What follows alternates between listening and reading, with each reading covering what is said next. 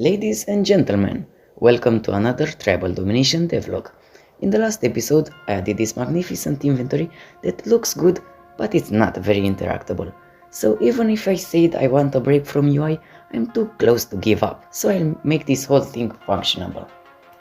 So, the main reason I didn't finish the inventory is the fact that I wanted to create some kind of triggered collider that would detect when you click it, but now I remember that Unity has its own buttons that are actually all I need.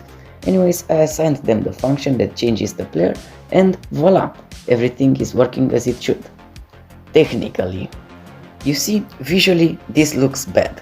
It doesn't interact with the gamer, you can't tell if you pressed or did anything at all. No feedback equals bad. The problem comes with the source image. When you hover with the mouse over this, the interaction area doesn't cover the whole slot, so I had to modify the sprites so that they include the slot in the image. Now you can slide over them. It looks smooth and finished. After this, I resolved some small bugs, like the inventory not showing completely when an ally dies, or the hitboxes staying in the wrong place while playing animations.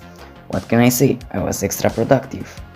The next big step is informing the player that he can change his character, because remember, there is a cooldown. The hardest thing about this is not coding, but how on earth does one make a button which shows you that changing your character is possible? My first thought was drawing two lines pointing at each other, but this doesn't look good in a pixel art style. So let's look together at the game I'm copying, taking inspiration from Heroes of Might and Magic 3. Here you can see an extra good looking flag that has no use in the game other than to show you something is yours. So, in my game, every faction should have a specific flag and the changing button will be represented by it. Now, I want a flag that obviously belongs to the orcs. It shall be scary, menacing and frightening. But let's be serious, I can't just draw some bones. Okay boys, no overthinking this time.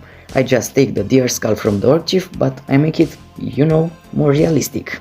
I chose the skull because it looks awesome and it's a shaman symbol, so it shows you what they worship.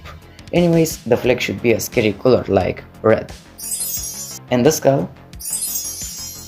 Good enough.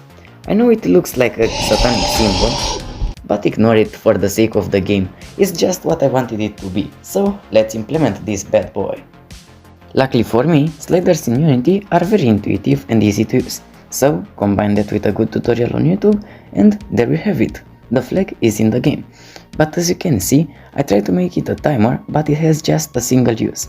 This required me to squeeze my brain harder, but in the end I discovered that time.time calculates the seconds that passed since the start of the game, so I used time.delta-time instead. The slider refreshes correctly, inventory looking nice, no bugs, everything is working perfectly.